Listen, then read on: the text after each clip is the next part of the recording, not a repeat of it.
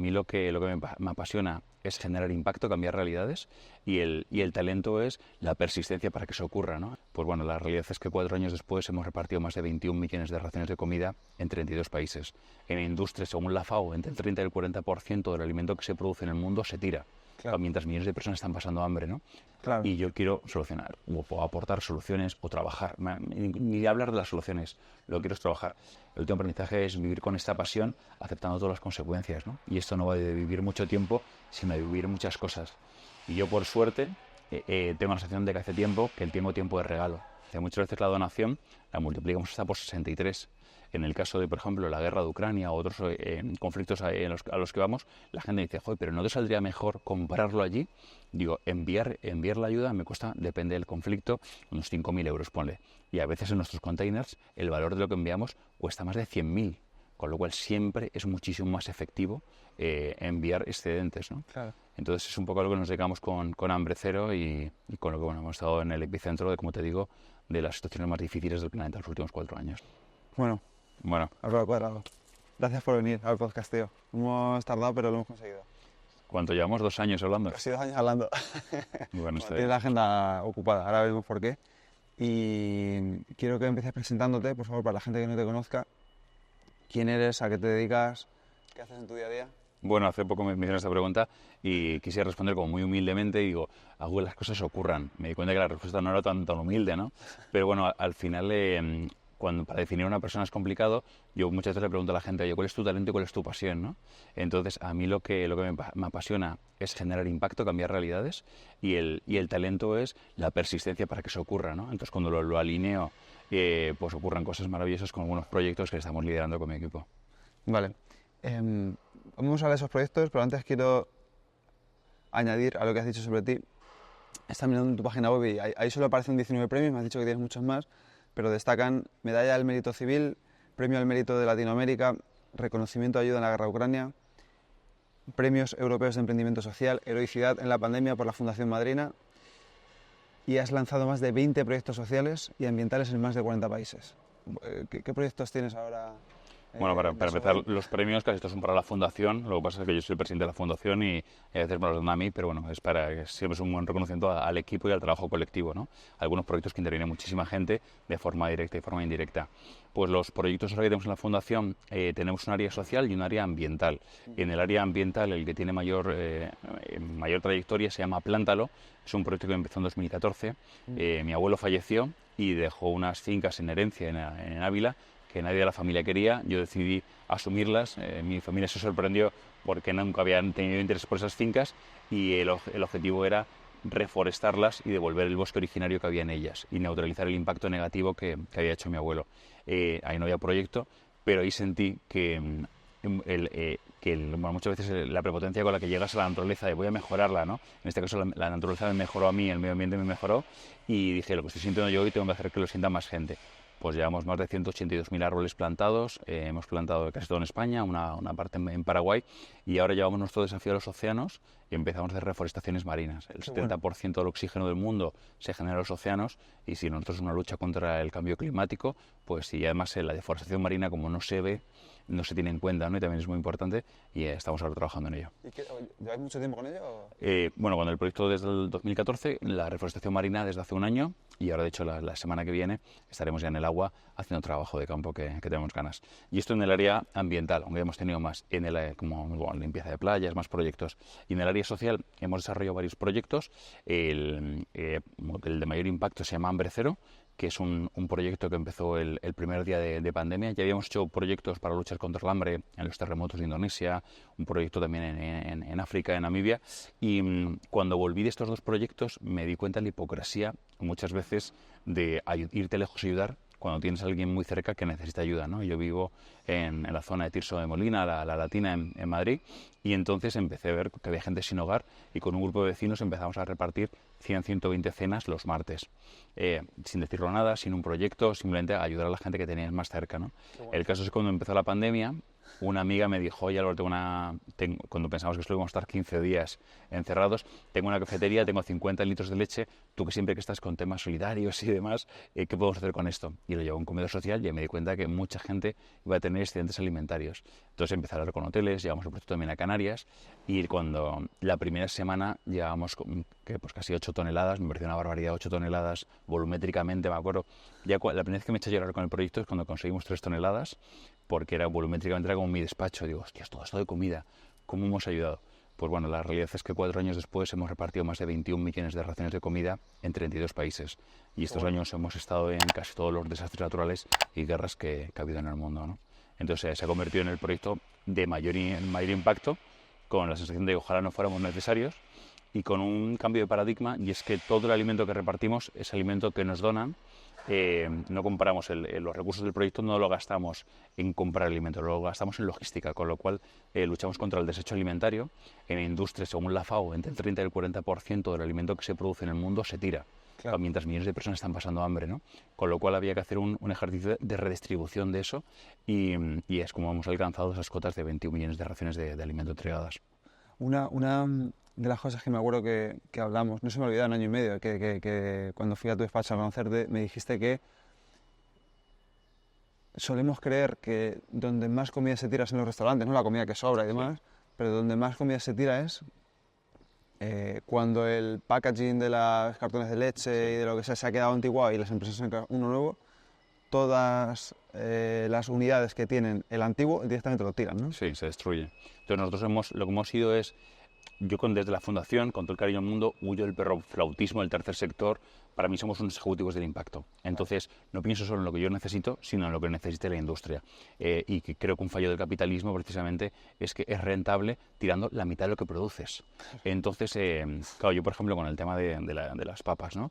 Los excedentes, me fui a hablar con agricultores, me fui a Segovia, me fui a Valladolid, y para entender cuándo lo tiraban, por qué lo tiraban, qué necesidades tenían ellos, y nos decían, a veces tenemos mucha producción y tenemos un problema porque tenemos nuestros almacenes llenos y eso hay que darle salida y se nos pudre. Claro. Entonces, claro, dije yo, oye, pues antes de que ocurra esto, me lo dices, y dices, es que yo no quiero enviar, no te preocupes, vamos con camiones y lo recogemos y lo redistribuimos entre familias vulnerables, ¿no? Lo primero que fliparon, ¿no? Con un tipo desde Madrid se acercara a hablar con ellos, a entender su idiosincrasia. Pero también lo hicimos con la industria y hablamos con la industria. ¿Cuál es vuestro problema? ¿Cuándo lo tiráis? ¿Por qué? Y entonces lo que nos hemos convertido es que les damos un servicio a ellos. Yo no pido ayuda, yo ofrezco una solución. Lo que pasa es que la solución para la industria es una solución para la gente que está pasando hambre también, ¿no? Y es como focalizamos nuestro impacto y generarlo, como te digo, de la forma más directa posible. Yo creo que cuando hablamos otra vez, pues el ejemplo de las papas precisamente, cuando tú donas 1.000 euros a una organización, a una despensa de barrio, que sabes que los 1.000 euros van a ir a su destino, que no tiene costes estructurales, y dices, oye, perfecto, van al supermercado día y a no sé cuándo estará ahora, pero a 1,33 el kilo de papas, compran 720 kilos y los reparten entre familias. Joder, 1.000 euros, 720 kilos. Si esos 1.000 euros los das a Hambre Cero, yo mando 2 camiones que van hasta Segovia, Valladolid, cogemos las papas que les sobran y las traemos y las repartimos. Y en esos 2 camiones caben 48.000 kilos. Claro. Con 1.000 euros puedes impactar con 720 kilos o con 48.000. Esa es la diferencia. Muchas veces la donación la multiplicamos hasta por 63. En el caso de, por ejemplo, la guerra de Ucrania o otros conflictos a los que vamos, la gente dice, joder, pero ¿no te saldría mejor comprarlo allí? Digo, enviar la ayuda me cuesta, depende del conflicto, unos 5.000 euros, ponle. Y a veces en nuestros containers el valor de lo que enviamos cuesta más de 100.000, con lo cual siempre es muchísimo más efectivo enviar excedentes, ¿no? Claro. Entonces es un poco algo que nos dedicamos con Hambre Cero y con lo que hemos estado en el epicentro de, como te digo, de las situaciones más difíciles del planeta en los últimos 4 años. Eso es lo que te quería, porque lo tengo que apuntado, no quería que se me olvidara. He visto, bueno, de los más recientes, ¿no? Volcán de La Palma, terremotos de Indonesia, terremotos de Marruecos, inundaciones en Libia, guerra de Ucrania, Israel y Palestina.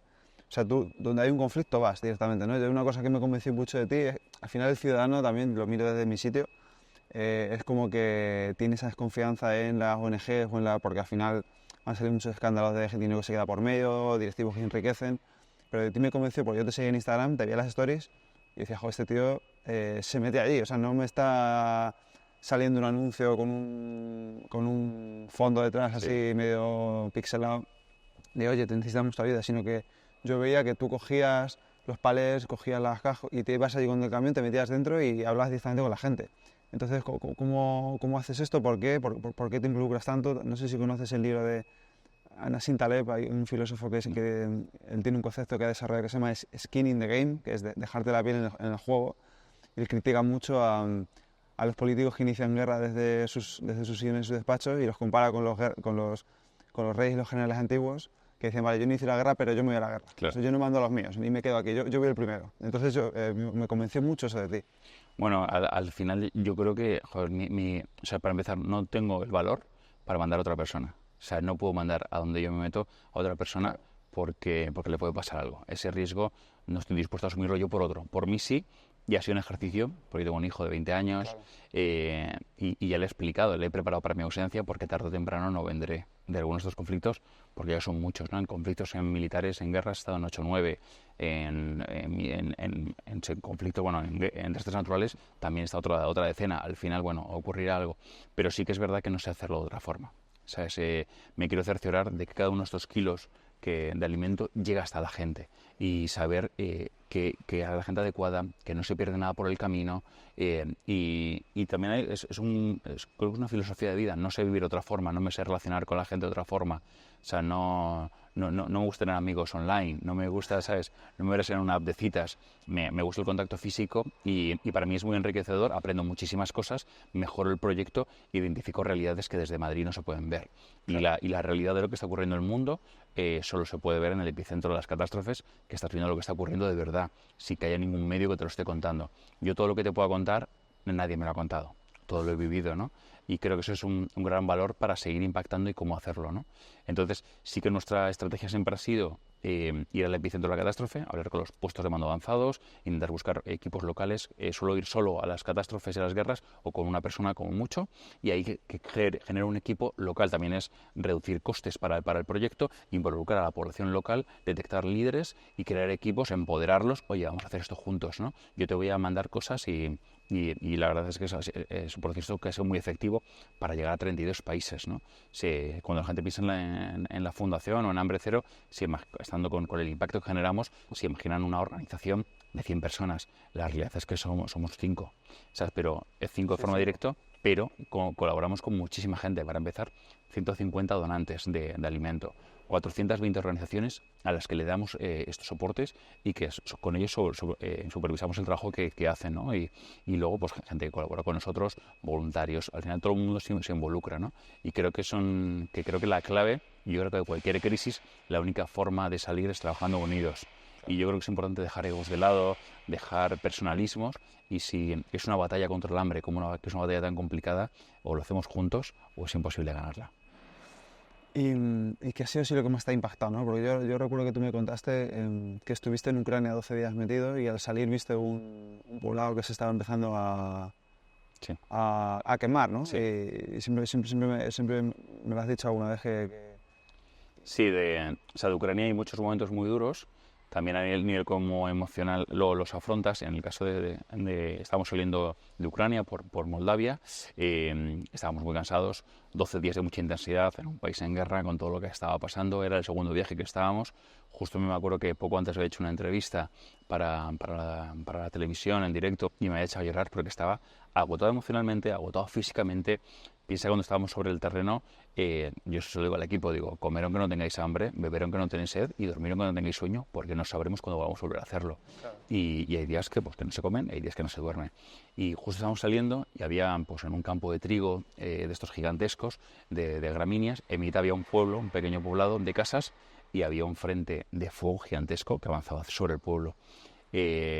Cuando lo vi, mi compañero Eleazar, al que quiero muchísimo, que es mi mejor amigo de los 6 años, y solo por eso está en situaciones como esas conmigo, me miró y me dijo, no, porque no estamos muy cansados, te puede pasar algo.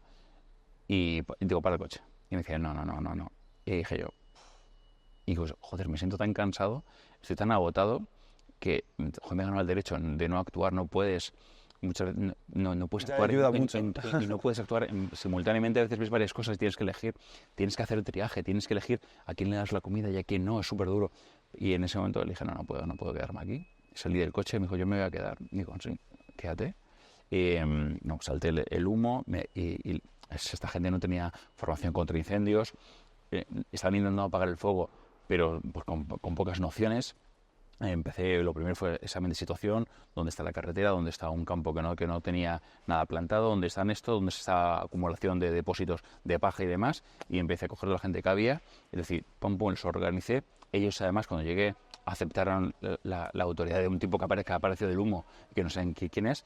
Además esto lo tengo grabado porque en el chaleco táctico tenemos una cámara para una emergencia, muchas veces la doy para por si pasa cualquier cosa, y esto lo tenemos grabado en vídeo. Y la realidad es que conseguimos, 2 horas después, conseguimos a unos 20 metros de las casas parar el incendio. Yo salí con una intoxicación, ¿sabes? Salí con quemaduras de segundo grado en ambos brazos, o sea, ni siquiera me protegí del humo. Y fue una experiencia brutal porque esa gente, si perdía no ya el prado, que es lo que les da a comer, ya las viviendas, hubieran perdido absolutamente todo, ¿no?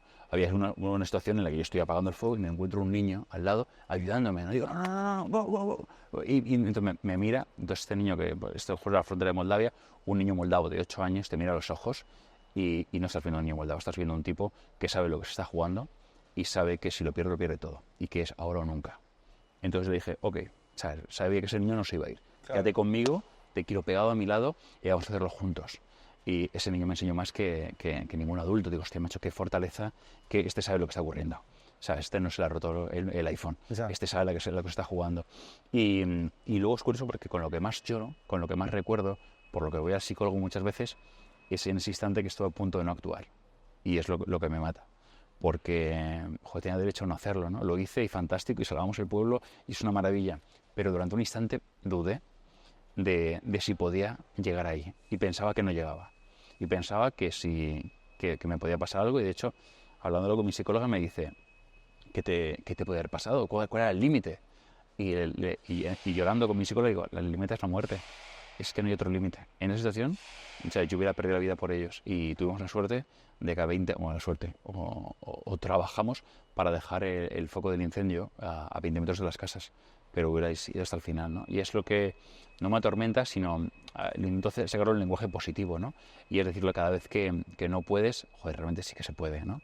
Pero luego hay que buscar los límites, porque al final esto, tuve quemaduras e intoxicación, podía haber sido peor, ¿no?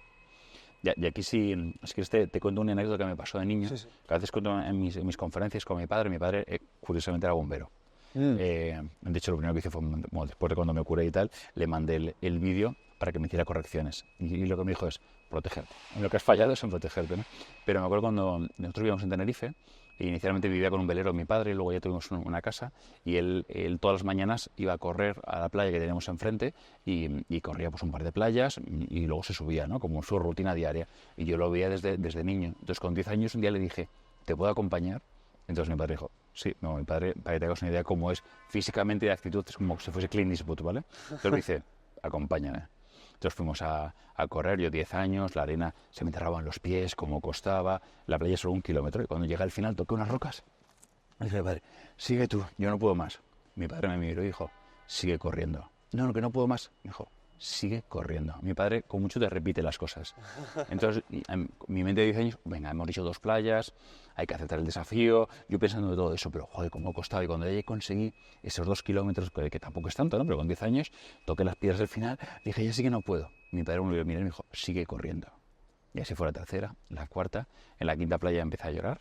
Si hubieras visto a un hombre, un bombero, hacerle correr 5 kilómetros por la arena a su hijo, pensé, este hombre estaba loco. Efectivamente, mi padre estaba loco, lo sigue estando. Y en la playa número 10 toqué las piedras, seguí corriendo y me dijo mi padre, ahora puedes parar. Y dije, ¿pero por qué ahora? Y dice, porque es la primera vez que no me dices que no puedes más. Entonces ahí no aprendí nada. Me fui corriendo y corrí una 11ª playa, para alejarme de él, por rabia, por odio. Y curiosamente esa 11ª playa es la que más rápido corrí, la que corrí con más fuerza. Y ese día, con 10 años, te juro que no aprendí nada. O sea, solo tuve rabia hacia mi padre, no entendía nada. Pero yo, pues me tocó emprender muy pronto. Mi primera empresa la monté con 19 años, sin tener ningún referente empresarial, sin tener ni idea de nada. Y cuando vienen todos los problemas, todas las complicaciones, de repente dije, Dios, no puedo más. Y de repente tuve un flashback. Qué bueno. Me llevó a 10 años, me estaba dando la piel de punta, a esa playa con 10 años, y me di cuenta que cuando no puedes más, estás al 10% de tu capacidad. Y que es precisamente en esa playa número 11, cuando ya no te planteas nada, cuando corres con una rabia y le transformas en avance, donde ocurren las mejores cosas que me han pasado. Y entonces me encanta ahora cuando de repente la mente te engaña y no puedo más, y sonrío y digo, ok, estamos al 10%. Qué bueno. Sí. Eso lo dice también mucho un Navy SEAL que se llama, no sé si es Jocko Willink o de estos motivados americanos, ¿no? Él siempre dice que en la Armada le decían lo mismo, ¿no? Que es cuando, oye, estás haciendo ejercicio tal y dices, no puedo más, dices, bueno, tú estás al 20 o 30. Cuando te has dicho al 10, mira, menos todavía, pero dices, sí, pero mucho más de lo que crees, ¿no? Pero eso puede ser peligroso a veces también, ¿no? Sí. Porque, o sea, te puede dar un problema Sí. de salud gordo, te puede dar... O sea, la gente al final también hoy en día en la sociedad vivimos con un estrés fuerte porque precisamente no sabemos... No se va a Yo parar. puedo, yo puedo, yo puedo con todo, yo puedo con todo. No, los psicólogos están llenos de gente Sí, sí. con todo. Es curioso con esto también, con de los límites. Hice un proyecto en Namibia que se llama La Princesa del Desierto con Sonia Macías y es una chica que vino a una conferencia mía y me dijo, oye, tú hablas del talento, la pasión, mi pasión es correr y quiero correr por el mundo, pero no tengo dinero, cobro 700 euros en un gimnasio. Entonces cuando la vi, cuando la conocí, dije, tú eres una tipa, que tu pasión es correr, pero tu talento es transmitir emoción. Yo tenía varios proyectos de empoderamiento de género y le digo, ¿serías capaz de correr 1000 kilómetros seguidos? Y me dijo, ¿por qué? Digo, porque nadie nunca lo ha hecho. Y si una mujer hace un desafío físico que ningún hombre ha logrado, el mensaje que decimos es que cualquier mujer puede con todo. El caso es que fuimos a Namibia, corrió ella los 2000 kilómetros, un proyecto durísimo, pero que alcanzamos con éxito. Y me acuerdo cuando hablábamos allí en las charlas en el desierto, que corría 50 kilómetros cada día, ¿no? Sobre el desierto. Y me decía ella, los primeros 50, porque ella hacía ultrafondo, ¿no? Hacía carreras de... Vamos a repetir esto. Hacía ultrafondo, carreras de 100 kilómetros al día, solía hacer ella. Yo decía, los primeros 50 kilómetros son físicos, los siguientes 30 son de cabeza y los últimos 20 tiras con el alma. Y yo siempre me quedo con eso y digo yo, y muchas veces me toca tirar con el alma, así que es complicado, pero en situaciones de emergencia, te digo que el cerebro nos limita, nos quiere sobreproteger todo el rato, ¿no? Claro. Y en situaciones de emergencia pues tienes que dar lo mejor que tienes, ¿no? Y entonces muchas veces, pues cuando no te llega el físico, no te llega la cabeza, tiras con el alma y te tienes que recordar por qué estás en los lugares, ¿no? Me pasan pues en muchos lugares, ahora en Derna, por ejemplo, las inundaciones de Libia, después de ver cómo habían destrozado la ciudad, unos 50.000 muertos, cuando llegué al sitio donde nos estábamos durmiendo y me quito, que llevo el chaleco táctico, las gafas de ventisca, cuando me quito todo eso y me encuentro desnudo, era como si me hubiera quitado como una coraza y me he hecho a llorar sin consuelo. O sea, llevaba sujetando todo eso todo el rato y me he hecho a llorar sin consuelo. Y tienes que saber reponerte porque y entender por qué estás ahí, porque si no te das la vuelta, ¿no? O en Ucrania, que la gente me decía, ¿pero cuánto piensas que va a durar la guerra? Digo, si me lo planteo, igual me voy. O sea, si yo el primer día, cuando estuvimos allí, que además nos detuvieron los militares, que tuvimos muchos problemas, me planteé que esto iban a ser tanto tiempo, primero no hubiera sabido cómo mandar casi 8 millones de euros en material, que es lo que, bueno, 8,2 que hemos enviado, y no habría sabido hacerlo, pero además hubiera tirado la toalla porque era, ¿cómo voy a hacer esto, no? Entonces a veces me centro como en un presente muy poderoso para seguir adelante. Qué bueno. Son muy estoicos, no sé si lo sabes, pero los estoicos decían eso, céntrate en lo que tienes aquí y no en todo, porque como te centres en todo vas a tener un problema. ¿Cómo...? En la otra conversación que tuvimos, la estaba escuchando esta mañana para preparar la entrevista, me decías que a veces tenías que bloquear las emociones, porque, por lo que me acabas de decir, ¿no? Porque tú entras allí, justamente estamos hablando de Ucrania, ¿no? Me decías que creo que había una cola de 9 kilómetros de personas, de gente que se estaba separando de sus hijos, como en las películas esta de... Sí, la vida es bella. La vida es bella, en plan de, bueno, aquí no pasa nada, no te preocupes, que nos vamos a ver ahora. ¿Cómo gestionas emocionalmente todo eso y cómo soportas tanto dolor? Porque al final, o sea, son las peores situaciones del planeta. Bueno, no tengo la clave e intento hacerlo lo mejor posible. Y el bloqueo a veces, por ejemplo, no hablarlo con la gente de ayuda, ¿no? O sea, de la guerra a Ucrania, del primer viaje al segundo viaje, todo el mundo me preguntaba y a nadie quería decir lo que había vivido. ¿Sabes? Porque sabía que tenía que volver unos días. Y sí que fue luego del segundo al tercero que sí empecé a comunicarlo, pero porque es que es una dureza que no te preparas nunca. O sea, no te puedes preparar para una enfermedad familiar, para el fallecimiento de una abuela, pero hay cosas que no estamos preparados, ¿no? Y en el caso de Ucrania, ver tanta gente sufriendo simultáneamente era durísimo. Entonces, lo guardas en un lugar, entiendes ese lugar y sigues con el otro y de repente aparece otra cosa, como por ejemplo, que yo nunca había escuchado, las alarmas antiaéreas. Y sabes que están bombardeando la ciudad en la que estás. Entonces coges eso, lo metes en otra caja y lo pones en otro lugar. Porque si todo lo tienes a la vez, es imposible, ¿sabes? De Claro. hecho, que la gente dice, los medios, ¿no? Cuando salen las alarmas antiaéreas, estamos en la ciudad, todo el mundo se va a un refugio. Yo no he ido a un refugio nunca. Y he estado en muchos países, sonan las alarmas, y he estado en países donde ya no suenan las alarmas. En Alepo, por ejemplo, en Siria, que estuve pues, hace justo un año, se escuchaban las bombas y no escuchaba la alarma. Y yo pregunté, ¿pero quién está bombardeando la ciudad? Ah, pues no sabemos. Pues igual Israel, igual Estados Unidos, igual ISIS, igual. O sea, eran como, hay tantos players y ellos han normalizado que llevan 12 años de guerra. Un niño de 10 lleva toda su vida es que de vez en cuando caen bombas y lo asumió como algo normal, ¿no? Me acuerdo en Odessa, me preguntaron, oye, tú vienes desde España, ¿no te da miedo las alarmas antiaéreas? Y yo, joder, llevo 3 días en la ciudad y no han sonado aquí todavía. Y me miran y dicen, Álvaro, están sonando. Claro, el sonido de una alarma antiaérea es muy característico, suena mucho y acojona. Mi cerebro, esa frecuencia, la había bloqueado. Y yo llevan sonando 3 días las alarmas antiaéreas. Ya lo había hecho como ruido de Y ya fondo, lo voy a llevar a otro lugar y lo meto en otra caja, ¿no? Y al final también el efecto de la mente dualista, ¿no? Pensar muchas veces en el pasado y en el futuro, ¿no? Y muchos problemas que a veces no van a ocurrir, ¿no? Por eso digo, lo del presente para mí es esencial, ¿no? O sea, me encanta el futuro cuando me pongo cosas que tengo que conseguir y ponerles calendario para efectuarlas y soy súper organizado. Me encanta la alta productividad y la necesito para generar este impacto. Pero me gusta mucho el tiempo presente, ¿no? Y cuando estás en una guerra, céntrate en lo que tienes. Claro. Porque sí que es verdad que la primera vez miramos al cielo para ver si viene algún misil balístico y ya luego tienes que seguir trabajando. Claro, sí, caiga que caiga. Y en muchas ciudades sonaban 24 horas. Con lo cual, si te vas a un búnker, no trabajas, ¿no? Entonces sí que en algunas estaciones, cuando estábamos en un warehouse al principio, claro, es un sitio militar que pueden caer bombas. Al principio salías, pero luego ya seguías, ¿no? Y luego, ahora con todo lo que le ha pasado en Gaza, con World Central Kitchen y demás, esta barbaridad de que hayan muerto estos cooperantes, a mí me acuerdo con el primer camión que metimos en Ucrania, que me ofrecieron un convoy militar para que estuviésemos protegidos por ellos y que fuéramos avanzando en diferentes ciudades para repartir la ayuda.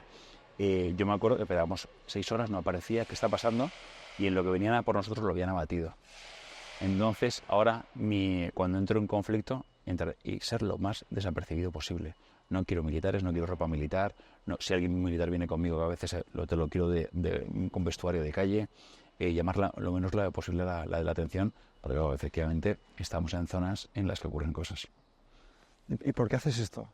O sea, porque yo me pregunto, o sea, somos como muy de criticar desde el sillón, ¿no? O de dar soluciones desde el sillón.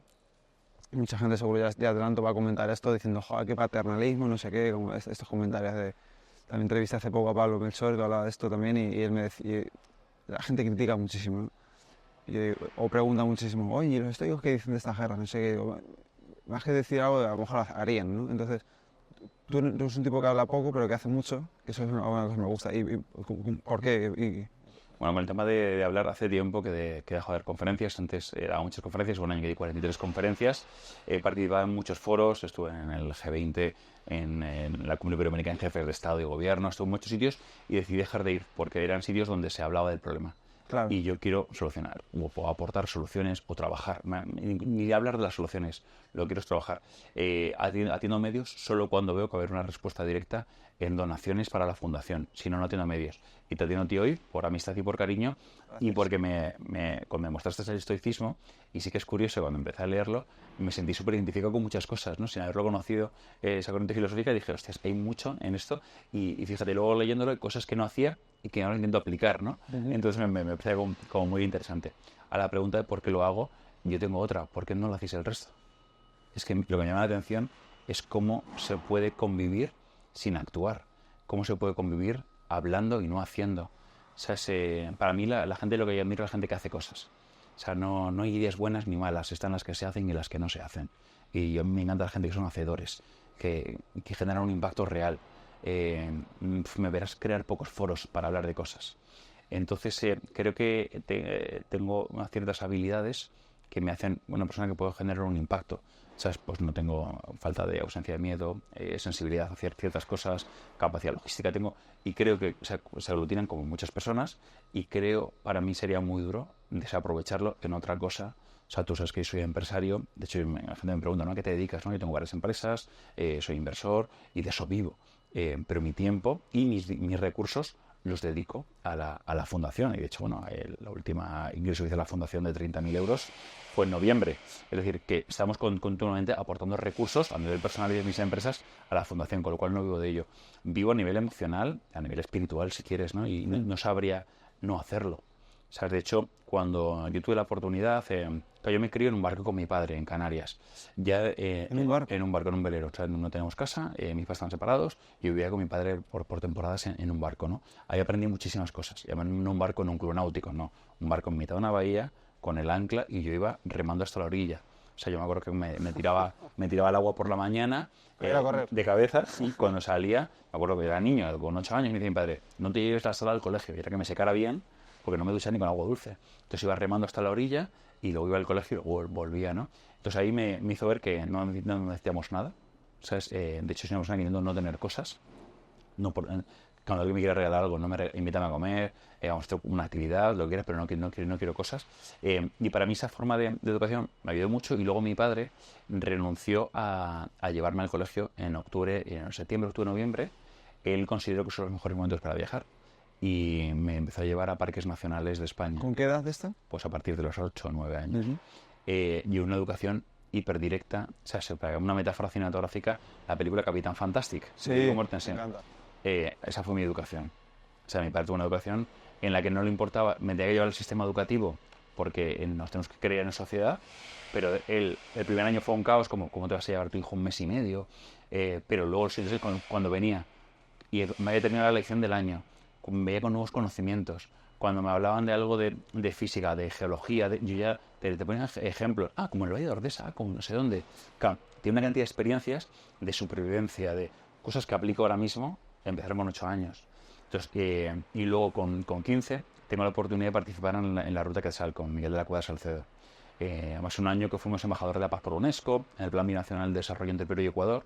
Y entonces, con 15 años, te empoderaban, hablabas con militares y les hacías reflexionar sobre la guerra. Y era una cosa que era demasiado para un chaval de 15 años. Pero yo, ya que había vivido experiencias, ahí me di cuenta que lo que más feliz me había hecho en mi vida era dedicarme a algo que no era yo mismo. Y entonces digo, mira que he hecho cosas para mí mismo como niño, he querido cosas, he tenido deseos, pero esto, ayudar a gente, me ha llenado mucho más que cualquier otra cosa, ¿no? Sí que es verdad, con 10 años, mis padres me preguntan qué quiero por mi cumpleaños. Y yo sabía que, bueno, tenemos poder adquisitivo bajo, y entonces les dije, lo que más deseo es ir a África, quiero ir a Namibia. Yo me acuerdo que sabía todo de Namibia, había releído mapas, había cartografía, ya desde con 10 años. Le dije, sé que no os lo podéis permitir. Quiero renunciar a todos los regalos durante el tiempo necesario, tanto de Navidades como de cumpleaños, hasta que podáis permitiroslo, ahorrarlo. Y durante 4 años, de 10 a 14 años, renuncié a todos los regalos para poder ir a África. Con lo cual yo tenía ya unas ganas de viajar, de recorrer el mundo. De hecho, me acuerdo cuando me puse este pendiente, me lo puse con 14 años. Me acuerdo que le pregunté a mi padre si me daba permiso. Entonces me hizo una reflexión sobre por qué necesito adornos externos, ¿no? Entonces me hizo una reflexión sobre la necesidad y me dijo, pero eres adulto, ya con 14 años, y sé que tomarás la decisión correcta. El caso es que fui y me lo puse. Entonces la reacción de mi padre al vérmelo me dijo, ¿sabes por qué los marinos se ponían pendientes? Que yo no lo sabía. Me dice, pues se ponían un pendiente si pasaban por el Cabo de Hornos. Otros si pasaban por Estrecho de Bas y otro por el Cabo de Buena Esperanza. Cuando tú ves a un marinero con 3 pendientes, sabías que había dado una vuelta al mundo. Tú ahora tienes un reconocimiento que no te has ganado, con lo cual sé consciente de ello. Tu padre es clínico de verdad. Sí. Y esto fue con 14, 5 años después, crucé el Estrecho de Bas y tengo derecho a llevar este pendiente. Y por eso no te lo quitas. Y por eso no me lo quito. Qué bueno. Sí, sí. Entonces, cuando en la Ruta Quetzal, el viaje a Namibia, los viajes que había tenido, creo que se configuró una personalidad de forma muy temprana que yo quería aportar al mundo de alguna forma.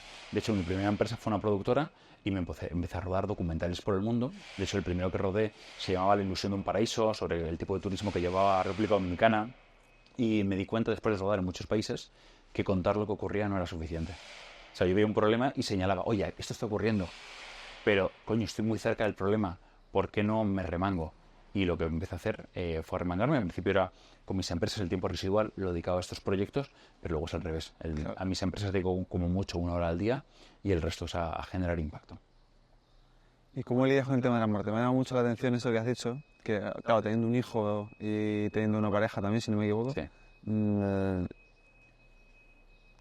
ese miedo a faltar o ese miedo a que, claro, la incertidumbre completa, como tenemos todos, pero bueno, tú mucho más, de ir a un sitio en guerra completamente, meterte en el centro y obviamente no sabes si vas a volver, que es mucho más, o sea, ninguno sabemos si vamos a volver a casa, ¿no? Pero tú mucho más. Entonces, ¿cómo lidias con eso? ¿Cómo se lo has transmitido a tu hijo, a tu pareja?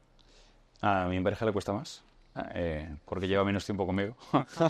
No, Cayetana, de hecho, ella se involucra muchísimo en los proyectos porque quiere entenderlo y de hecho está conmigo en la península de Sinaí, ahora con lo de Gaza, está súper involucrada con todos los proyectos y la verdad que es increíble tener al lado una persona que ella no tiene nada que ver, ella es actriz, es escritora y ha asumido más mi vida que la suya propia, incluso abandonando cosas suyas que a veces me lo dice, tengo que escribir más.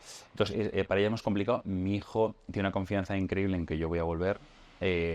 Y sí que con la guerra de Ucrania, cuando me despido de él, oye, me voy a esto, que lo sepas y tal, él le quita mucho hierro al asunto, tranquilo, vas a volver. Y una vez le insistí como, bueno, si voy a volver, igual no vuelvo, ¿no? Y me acuerdo que me dijo, ha llegado el momento de que te dejes de despedir y me empieces a llevar. Entonces él ha asumido que este estilo de vida es el que tengo y que hay que vivir con pasión. Y él ha entendido la pasión que me genera esto y él lo entiende como parte del proceso. Y quiero, no sé si engañarme a mí mismo, pero si alguna vez no vuelvo, sea también un ejemplo, ¿no? Para él, que sea su último aprendizaje. El último aprendizaje es vivir con esta pasión, aceptando todas las consecuencias, ¿no? Y esto no va de vivir mucho tiempo, sino de vivir muchas cosas. Y yo, por suerte, tengo la sensación de que hace tiempo que tengo tiempo de regalo. O sea, sobre todo en mis edades tempranas, fui padre muy joven, monté empresas muy joven, viví en varias vueltas al mundo muy joven, y creo que hace tiempo que ya estoy con una... Y tenía mucho miedo a la muerte, ¿no? Y digo, joder, cuando digo, ¿qué viviré? 75, 85 años. Y me imaginaba que viniera la muerte por mí y yo, no, pidiéndole tiempo, ¿no? Entonces cambié el chip y dije, no, cuando venga la muerte le voy a dar las gracias por haber tardado tanto en llegar. Y le voy a decir, no te preocupes, ya me quiero ir yo, me voy contigo y no voy a mendigar tiempo. Y ahora mismo esto es un regalo. Y vivir con esa libertad de es un regalo, no soy imprudente, me meto en sitios jodidos, pero sabiendo lo que está ocurriendo y asumiendo las consecuencias, ¿sabes? Entonces, bueno, he aceptado este estilo de vida, como me toca aceptar muchas cosas en la vida y a la gente le toca aceptar, ¿no? Y bueno, pues es lo que no quiero romantizar la muerte, no quiero romantizar a lo que me dedico, ojalá no me pase nada, pero es que no me imagino una vida diferente a la que estoy teniendo, ¿sabes? O sea, honestamente, nunca he sido tan feliz en mi vida como lo soy ahora y te digo, estoy agotado, tengo el tendón de Aquiles mal, tengo el hombro mal, o sea, me ocurren muchas cosas físicas, pocas para los sitios a los que voy, pero realmente claro, tengo muchísimos accidentes con muchísima frecuencia sobre el terreno, pero tengo incluso por dentro, ¿no? O sea, me ocurría después de tantas guerras, que tenía un sueños recurrentes y eran sueños que no me dejaban dormir. Soñaba que me disparaban. Entonces era siempre el silbido de las balas, él me enfrentaba a ello, que es una cosa a la que yo no me enfrentaba, y me enfrentaba a misiles, bueno, me enfrentaba a misiles, saben que hay misiles donde estaba, pero nunca me han disparado, aunque estaba con gente con armas y demás, ¿no? Entonces era un miedo que yo ya tengo interiorizado por sueños cómo es cuando te disparan, ¿no? El impacto que cómo te quema la carne, y lo he vivido 1000 veces, ¿no? Y fui a la psicóloga y me dijo, necesito descansar, necesito que me quites esto, ¿no? Y no conseguimos que me lo quitara. Y al final volví a pensar muchas veces bueno, tienes un problema, no lo subcontratas, ¿no? No, ¿sabes? Álvaro, piensa tú? ¿Cuál es la mejor solución, no? Y fui a la Federación del Tiro, conseguí 2 instructores, y me enseñaron al manejo de armas. Con una Smith & Wesson, con una Beretta, una formación además, que fue una cosa curiosa con ellos, porque cuando me enseñaron y cuando disparé, claro, estás a 25, la diana es así, está a 25 metros, tú disparas y no sabes ni si ha tocado la diana porque está muy lejos. Entonces ellos están con un catalejo, lo miran, me dice, vuelve a disparar, y yo, vuelvo a disparar, y digo, ¿pero qué tal? Vuelvo a disparar, y a la tercera disparo me dijo, has hecho un 9 y 2 8 concentrados. Esas son las mejores tiradas que he visto a un novato en mi vida. Entonces me dijo, ya ocurrió algo muy curioso, que ellos te enseñan a disparar, haces un triángulo, te pones así. Entonces me dice, has hecho toda la formación perfecta, pero en el momento que sé disparar, te has girado y has hecho así. Digo, no he sido consciente. Me dicen, Álvaro, estabas en Ucrania en ese momento, te has cambiado así para ofrecer menos resistencia a las balas que te están disparando y te has protegido con el brazo órganos vitales. Entonces nos hemos quedado a cuadros porque hemos visto que efectivamente tú no estabas haciendo una prueba de tiro. Tú te estabas enfrentando a una situación real que puedes vivir. El caso es que se me dio bien la tirada, tiré 60 proyectiles, 60 en blanco, que también que es con diana, que es bastante complicado. Y fíjate, esa falsa sensación de seguridad, nunca volví a tener pesadillas con ello. El caso es que unos meses después acabé en Siria, estábamos en una zona que estábamos con rebeldes y demás. El vehículo que nos dejaron además venía con 3 fusiles de asalto. Y cuando lo vi, sabía qué fusil era y sabía manejarlo y no lo tuve que utilizar.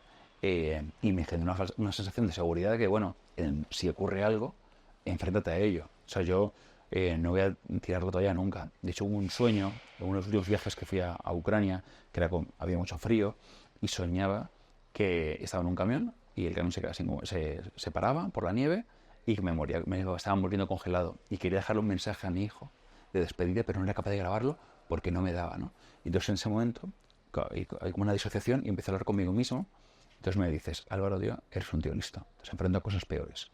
Haz el puto favor de salir airoso de esto, no tires la toalla. Y me pregunto a mí mismo, oye, ¿qué hacemos? Y me dice, tienes un camión con combustible, préndele fuego si hace falta, pero tú no vas a morir. Y me he enfrentado a muchas situaciones en este sueño, lo recuerdo muchas situaciones de, hostia, es que situación muy compleja, muy dura, que está ocurriendo, militares, y ese lenguaje interno de, hoy no vas a morir. ¿Sabes? Y es lo que le digo a mi pareja, tú tranquila, que yo me voy a aferrar a la vida como un león.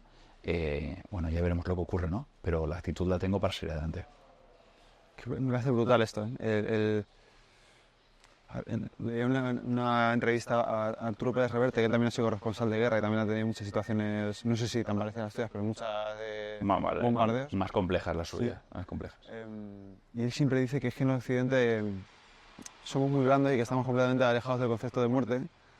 Y que, porque claro, aquí, bueno, pues te mueres de las cosas, ¿no? Cáncer, un infarto, un accidente, pero no somos como disociados de la muerte constantemente como pues tienen estos países como Ucrania ahora o Afganistán, en un montón de sitios.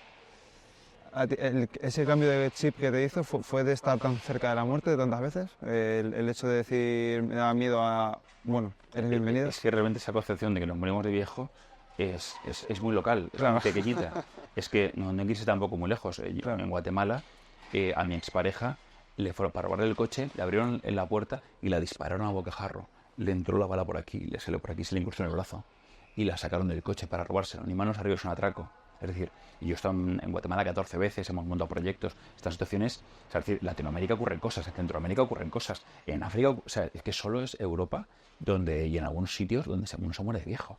Entonces, creo que el concepto de tener la muerte presente, lo que te hace es tener la vida presente. Claro. Entonces es intentar aprovechar al máximo lo que tienes, porque no sabes lo que te va a durar, ¿no? Y creo que es bonito vivir así, ¿sabes? Que vivir no pensando en la muerte, sino pensando en la vida. Y los que estamos aquí, que mucha gente morirá de viejo, que eso es una maravilla, aprovecha la vida, ¿sabes? Abúrrete de tanto vivirla, ¿no? Porque me encuentro mucha gente que posterga sus sueños para dentro de 60 años. No, para cuando me jubile. Digo, pero ¿cómo que para que te jubiles? Hace un par de años estábamos con una amiga, me presentó a sus padres y hablábamos de sueños y tal. Bueno, ¿cuál es vuestro mayor sueño de vuestra vida? Y me dijo, montar en globo. Digo, pero si lo tenéis a 200 euros en Segovia. Y me dice, sí, estamos esperando a jubilarnos. Ir este fin de semana, os lo pago yo. Me metí en internet, digo, aquí lo tenéis, ¿no? Y es como que la gente hace planes como a muy largo plazo, ¿no? Y luego hay una cosa, cuando hables de los sueños, en las primeras conferencias que di hacía mucha apología de alcanzar tus sueños, ¿no?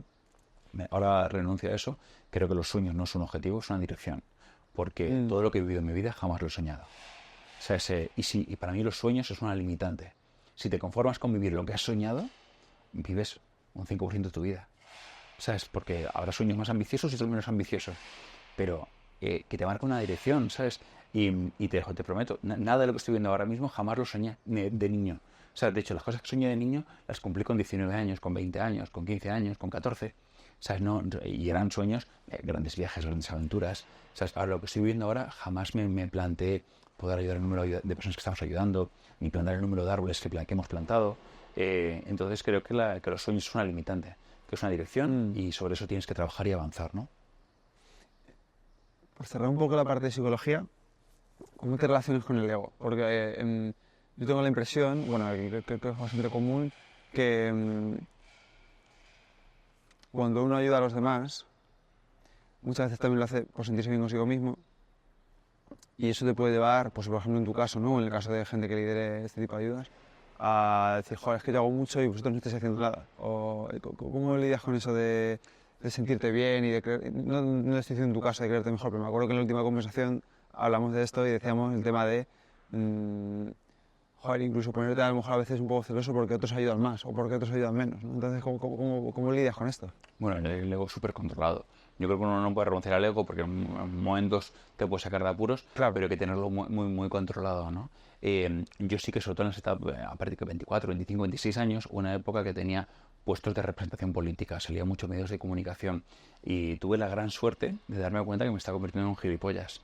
¿Sabes? Si no sé si te conté en la vez que nos vimos, me llamó, o sea, me había llamado Rubalcaba para una cosa, en aquella época me llamó Rajoy para la ley de emprendedores, que me reunían con grandes políticos que querían mi opinión, que claro, con 26 años. Claro. Entonces, y yo pensaba que tenía el ego muy curado. Pero me acuerdo una vez que me llamó el presidente de la Comunidad de Madrid y de repente me dijo, oye, te necesito ya. Fui corriendo para allá y salí entré por el arco de seguridad y pité. Claro, no me dejaba nada ahí. Y me dijo el de seguridad, disculpe, caballero. Y le dije, caballero, tengo una reunión con el presidente de la comunidad, con razón de más de, oye, mirad que tienes los bolsillos, ¿no? Digo, no puedo perder el tiempo. No, caballero, le voy a explicar a usted el presidente de la comunidad. ¿Por qué estoy tardando? Entonces me dijo, no, le quería decir que el presidente está en el edificio enfrente. Entonces ahí en ese momento le dije, ese fue el momento más importante de mi vida, le dije, perdóname, usted ha hecho un trabajo, su trabajo, yo creo que no ha estado a la altura, le pido disculpas y ese día empecé a dimitir de cargos, dejé de salir de medios de comunicación y empecé a trabajarme para convertirme en la persona que me hace sentir orgulloso. Me daba cuenta de que tenía el ego descontrolado, de que era soberbio, de que tenía mal carácter, que era muy iracundo, que sí que pensaba que mi opinión valía más porque hacía más que el resto. Y entonces he empezado a limpiar todo eso, a aceptar que la gente, pues somos diferentes, a no parar de ni intentar mejorarme. Hace poco hablando con mi pareja, ¿no? Digo, oye, que me gustaría que me evaluaras en las 20 cosas que son más importantes para ti, que igual no son para mí, y que me digas en qué situación estoy, ¿no? Bueno, que son un 10, en otras tienen un 5, ¿no? Digo, coño, esto es importante para ti. Creo que es muy importante esa humildad y esa capacidad de mejora, ¿no? Y a veces no sé, a veces quieres conseguir algo y da igual si no lo consigues o no, pero en el hombre que te conviertes para conseguir eso es muchísimo más importante, porque luego si lo consigues, y si lo consigues es efímero, pasa. Pero el hombre en el que te has convertido sigue contigo, ¿no? Claro. Entonces sí que es importante, mira, con total confianza, me han ofrecido hacer varios documentales de lo que estoy haciendo y ir conmigo sobre el terreno. Y creo que llevan 3 o 4 documentales que me han ofrecido. Los 4 los he rechazado. He pensado que son buenos para el proyecto, para comunicarlo, porque defendemos en Hambre Cero que comunicar es multiplicar el impacto y cuadra perfectamente. Pero sí que ha habido un punto de decirme, wow, soy yo. Y los he rechazado por eso. Digo, no, ¿sabes? Quiero cualquier cosa porque además la cabeza es lista, te lo engaña. No, esto es para el proyecto. Pero sí que viene aparte y cuando accedo a algo, vamos a hacerlo más sobre el proyecto. Y trabajar mucho para que no se te vaya la olla, porque a veces es normal, ¿no? Y seguiré cometiendo errores y además no, para mí los errores que cometo, para mí siempre los transformo en aprendizaje, ¿no? Y en muchas situaciones invito a mis amigos, oye, dime esto. Y tengo amigos que me dicen, oye, Álvaro, aquí no se está acertado, ¿no? Me pasó una vez además con un proyecto, estábamos recogiendo cosas y una mujer vino con ropa. Digo, no, ropa no cogemos. Y la mujer, pero si la trae de mi casa, y le digo, pues se la lleva a su casa, señora, porque yo no la he pedido. Entonces la señora se fue. Entonces me dijo mi colega Javi, me dijo, ahí te has pasado, sé que estamos estresados, sé cómo tal, sé que vamos con, creo que era Ucrania, y me dice, pero ahí has estado mal. Conseguí el teléfono a la mujer, y la llamé por teléfono y le dije, señora, quiero decirle que la conversación que hemos tenido no me representa. No quiero ver ninguna excusa de por qué le ha contestado así, solo quiero pedir disculpas y asegurarle de que no soy yo la persona que le ha contestado. Entonces me dijo, joder, es que de hecho me decía, estaba pensando que eres un gilipollas. Y me dice, pero esta llamada no me la imaginaba para nada, ¿no?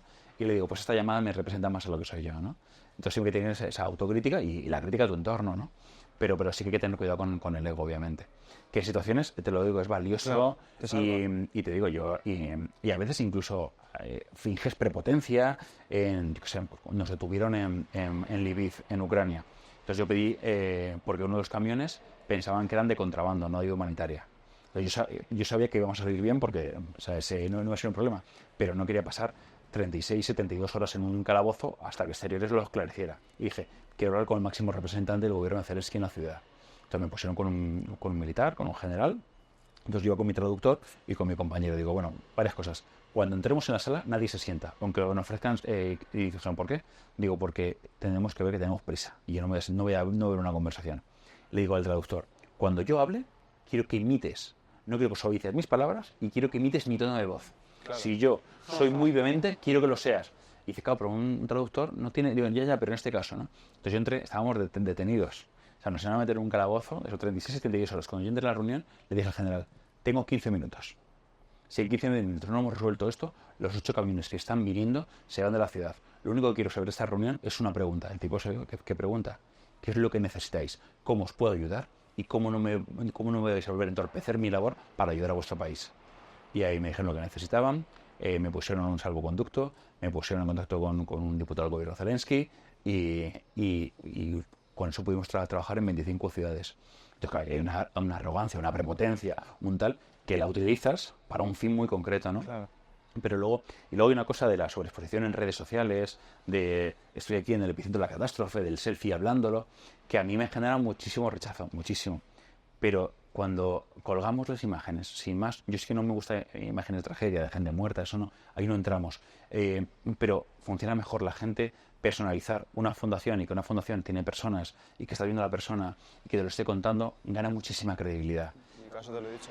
Entonces, pero a mí, por ejemplo, yo cuando veo a otras personas hacer lo mismo, a mí me genera rechazo. Claro. ¿Sabes? Cuando World Central Kitchen hace un trabajo brillante. ¿Sabes? Ellos han repartido más ayuda que nosotros. Pero cuando de repente veo en Nueva Orleans que aparece el chef José Andrés con un helicóptero para llevar unas hamburguesas, pienso, joder, con ese helicóptero la cantidad de comida que hubiera repartido. Y veo como mucho marketing, pero es que mucha gente... Eso le dicen, hostias, es un tipo que está en todos los sitios, ¿no? Con lo cual yo me quito el juicio a la gente, que la gente me quedo en lo mejor de la gente y intento quedarme con la mejor persona y mayor aprendizaje, ¿no? Y sí que es verdad que yo lo mido. Si yo salgo, la gente me genera mayor credibilidad a la fundación y es raro que un presidente de una fundación esté sobre el terreno, no se lo manda a la gente, ¿no? Entonces, por eso comunicamos, pero sí con un equilibrio y sabiendo y asumiendo que hay un parte de población que le va a generar rechazo, ¿no? Claro. Que aparezcan tantos vídeos y tal. Luego nosotros comunicamos mucho, ¿no? Porque comunicar es lo que nos ayuda a escalar el proyecto y por transparencia. Porque yo quiero que cualquier persona, ¿sabes? Que vea, por ejemplo, esta gente que ve que nos ha donado, quiero que vea esta pegatina ahora mismo en Gaza. O sea, entonces, y es donde genera la credibilidad y es donde te mandan más ayuda, ¿no? Entonces, sí, bueno, hay que tener mucho cuidado con el ego y saber utilizar la mejor forma. Y trasladando tu pregunta, ¿cómo podemos ayudar a los ciudadanos a vosotros? Hambre cero, plántalo, ¿qué necesitáis? Bueno, para mí hay como 3 formas básicas. Una es comunicarlo, es decir, a mí no me interesa el dinero de la gente. Yo no quiero, ¿sabes? Nos llegan donaciones todas las semanas de gente que donó 50 euros, 100 euros. O sea, el volumen de gasto que tenemos es muy superior, pero me interesa más que esa persona hable con su empresa y que esa empresa se comprometa. Si es una empresa cárnica, que nos dé carne. Si es una empresa que no tiene nada que ver, si es logística, que nos dé camiones. Si es una empresa que de otro sector, que aporten ellos dinero. Que hay empresas que hacen programas con empleados que le dicen, oye, todo lo que donéis a Hambre Cero, nosotros lo igualamos. Me interesa más generar que la gente se convierta en embajadores del proyecto. De hecho, los primeros 9 meses de Hambre Cero no aceptábamos donaciones económicas, que también nos hizo ganar muchísima credibilidad. Cuando escaló el proyecto muchísimo, yo me acuerdo que metía el proyecto más de 100.000 euros al principio, a nivel personal, pero cuando escaló mucho y ya no era asumible, aceptábamos donaciones, pero al principio era, me interesa más tu empresa, si no la tuya, la de tu cuñado, y si no la de... Entonces, a mí me interesa más que sean embajadores de Hambre Cero y que busquen cómo podemos ayudar, o bien con donaciones alimentarias, que por suerte tenemos bastantes, o con donaciones económicas o de logística. Hay muchos donantes, además, que pues le dan dinero a la fundación y nosotros lo gestionamos, y a veces le digo, págale directamente a la empresa logística para que sea más transparente, para que veas que tu dinero, el 100%, ha ido para camiones, ¿no? Y luego hay otra parte que, o sea, una parte es comunicación y otra parte es la donación directa, que no la buscamos y no la solemos pedir tanto, ¿sabes? No hacemos tantas... En situaciones concretas, os he visto Sí. cuando vais concretamente a Gaza, Sí. o cuando vais a Ucrania. Pero fíjate, es más para que se involucren en el proyecto, porque cuando haces una donación lo comentas, no es tanto por la donación que nos llega, que al final es muy reducida para el impacto que generamos, ¿sabes? Pero no solemos hacer campañas, o sea, nunca eras alguien con una libretita en Preciados pidiendo donaciones. No tenemos ningún donante recurrente de todos los meses. No, lo que queremos es que conozcáis el proyecto, que os involucréis, que vengáis algún día a la nave, que vengáis a repartos, o con Hambre Cero, o con Plántalo, o con cualquiera de otros proyectos, ¿no? Entonces me interesa más que la gente que está viendo en vuestro podcast, que sean embajadores de Hambre Cero. Lo primero que es que se metan en la web, hambrecero.es, que se metan en las redes sociales, hambrecero.es, y que vean el trabajo que estamos haciendo. Y si le generamos credibilidad, que se conviertan en embajadores, y hay gente maravillosa, además en muchos sitios del mundo, ¿no?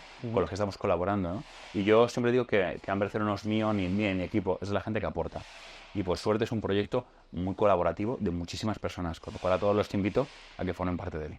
¿Puedes darnos algunas cifras de las cosas que habéis conseguido ya en Hambre Cero? Hambre cero, bueno, en países, 32 países, en millones de raciones, 21,2, esperando el último recuento, 21,2 millones de raciones de alimento. En cifra de lo que hemos llevado sobre el terreno, la que tenemos más calculada es en la guerra de Ucrania, 8,2 millones de euros en material.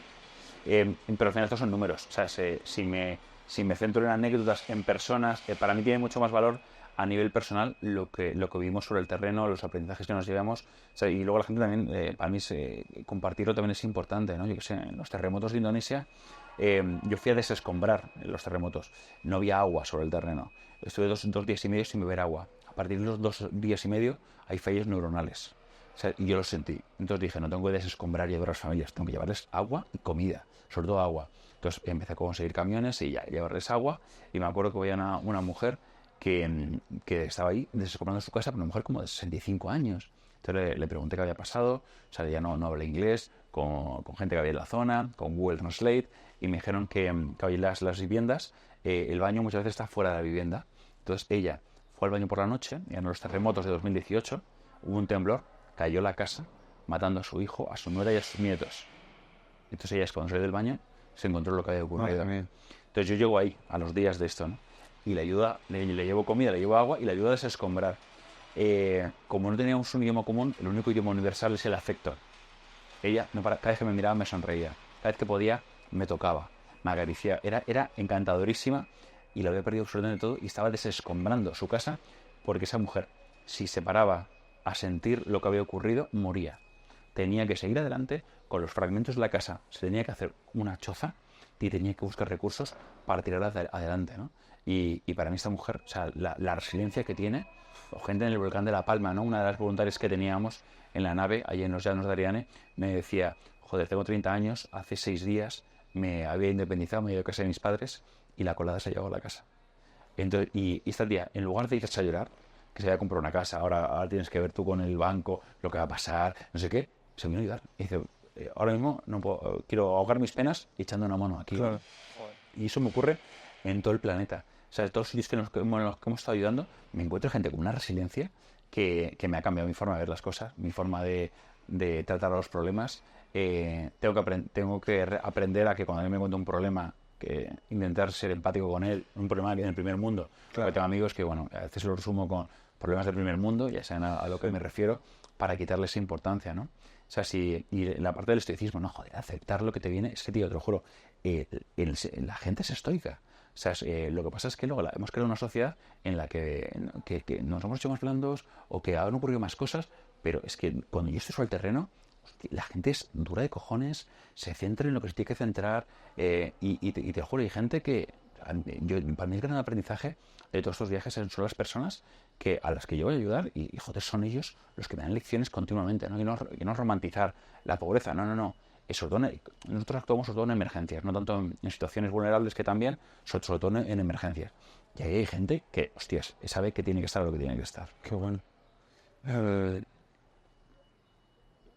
¿Un aprendizaje que te haya cambiado la vida, que te haya cambiado la forma de las cosas para siempre? Pues que seguramente lo que te acabo de decir, la resiliencia. O sea, el aceptar lo que te viene.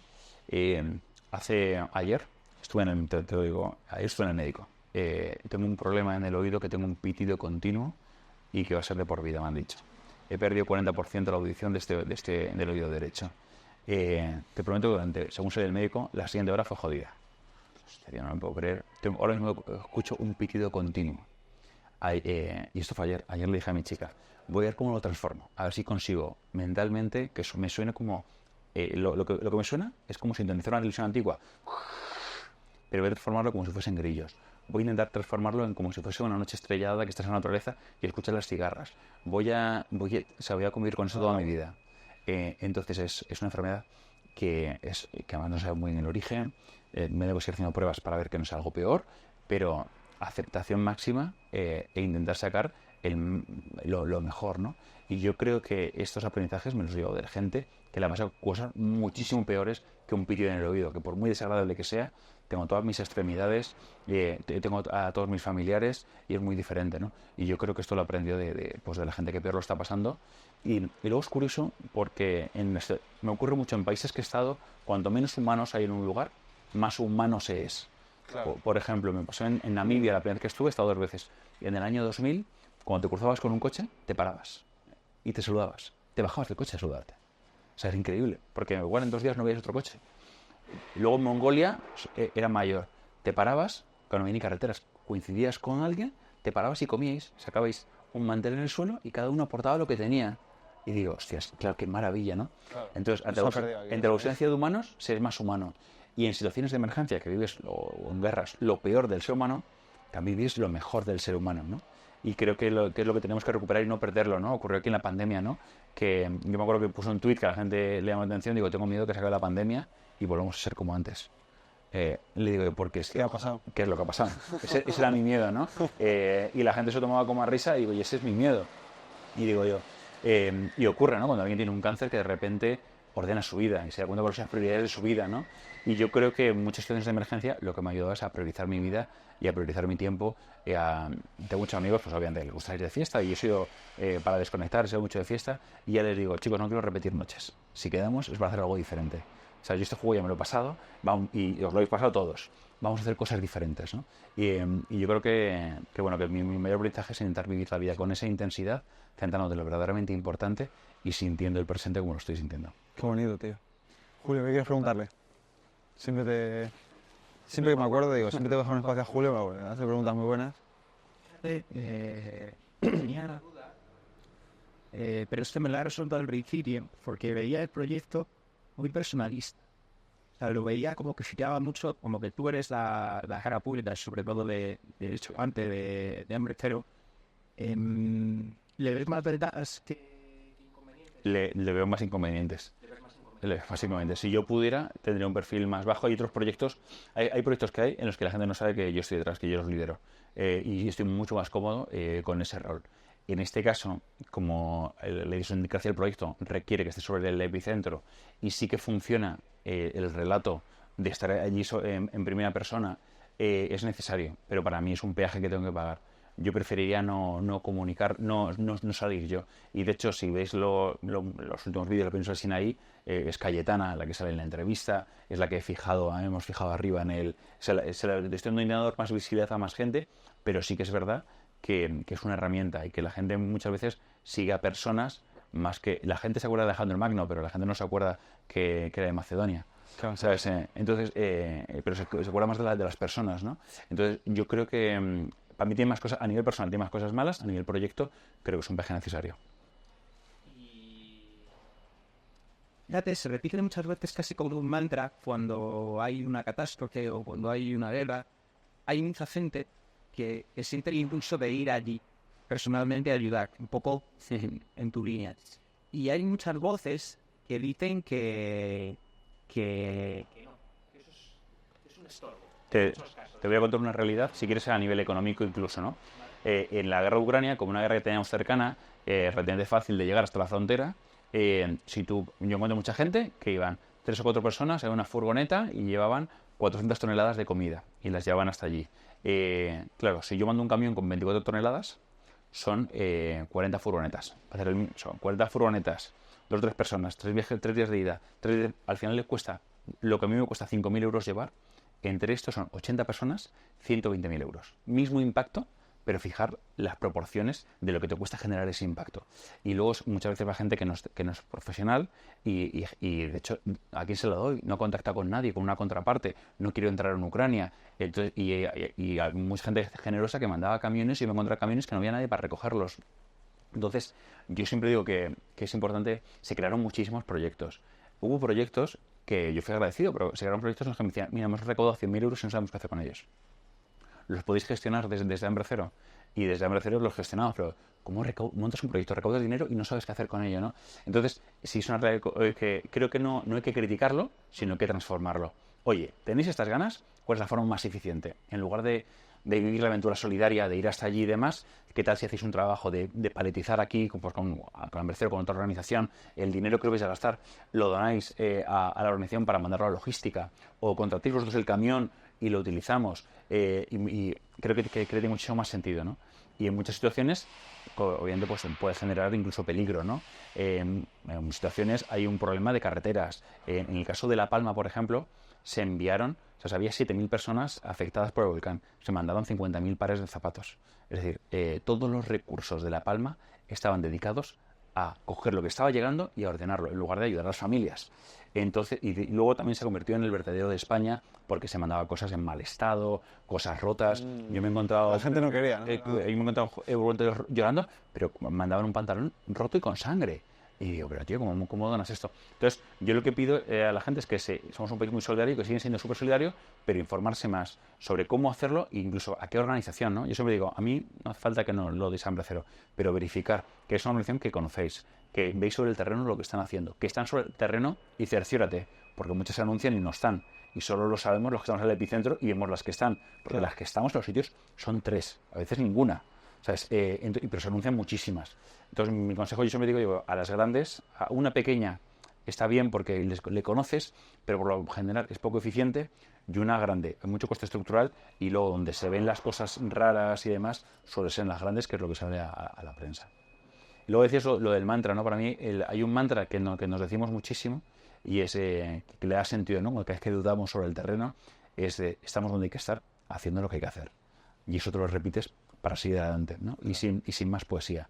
Estamos donde hay que estar, haciendo lo que hay que hacer. ¿Sabes? Es el mantra que más nos repetimos porque pues, en situaciones de emergencia, de frío, de tal, dudas de ti mismo, Claro. de qué cojones estoy haciendo aquí, de qué peligroso es esto, pero no sonríes y dices, no, qué cojones, estoy donde hay que estar, haciendo lo que hay que hacer. Qué bueno. ¿Algo más? ¿Dónde puede encontrar la gente? ¿Qué quiere? ¿Páginas web? Pues redes? o sea, los dos proyectos más grandes, hambre0.es y plántalo.org. Y luego en mi página están todos los proyectos que tenemos, que es alvarocuadrado.com. Y luego, bueno, en todas las redes sociales somos muy comunicativos, con cualquier persona que nos quiera seguir y escribirnos y proponernos cosas, contestamos con bastante rápido. O sea que encantados, somos muy promiscuos en generar sinergias. Vale. O sea que ahí estamos. Muchas gracias, tío, por todo lo que haces. Bueno, Pepe, felicidades a ti Gracias. y gracias por echarme el estoicismo, que hemos hablado poco del estoicismo, o mucho, no lo sé, pero que... Mucho de forma indirecta. Mucho de forma indirecta y de repente me ha servido un poco de guía, ¿no? Me acuerdo hace tiempo, bueno, no sé si habéis dejado de grabar, pero bueno, me acuerdo hace años conocí un poema de Rudyard Kipling, seguro que lo conoces, el de If, Sí, sí. y cuando lo escuché, para mí no está escrito por Rudyard Kipling, está escrito por mi padre. De esas que son los consejos de un padre a un hijo, y fue un poema que me sé de memoria y que me repito de vez en cuando y me pongo a prueba a ver si lo estoy cumpliendo todo, ¿no? Qué bueno. Y entonces es una receta, a veces cuando la gente, pero que es una buena persona, que no, digo, léete este poema y entiéndelo y mira si lo estás aplicando. Y si aplicas este poema, seguro que eres mejor que antes, ¿no? Porque yo soy mejor que antes gracias a este poema, que además lo conocí por un anuncio de Repsol, que es terrible, ¿no? De literatura, un anuncio de Repsol, narrado por José Sacristán, muy increíble el anuncio. Y sí que es verdad, cuando el estoicismo, cuando empecé a leer a tu libro y tal, y además que es un libro que te invita a hacer trabajo, ¿no? Vi muchas cosas que cumplía, pero otras que no. Entonces me parecía como muy interesante ese ejercicio de la revisión continua para ser mejor hombre. Lo busqué en la Wikipedia y ponía que pertenece al estoicismo victoriano. Yo no sabía que existía esa parte del estoicismo, pero según la Wikipedia, Sí. o sea que puede ser verdad o no, pero bueno, tiene sentido. Qué bueno. Pues chicos, gracias por acompañarnos hoy a Ambreceo y conocer un poco la nave. Muchas gracias a vosotros. Gracias, tío. Va bien, ¿no? ¿Qué? Muy bien, muy bien. Ha estado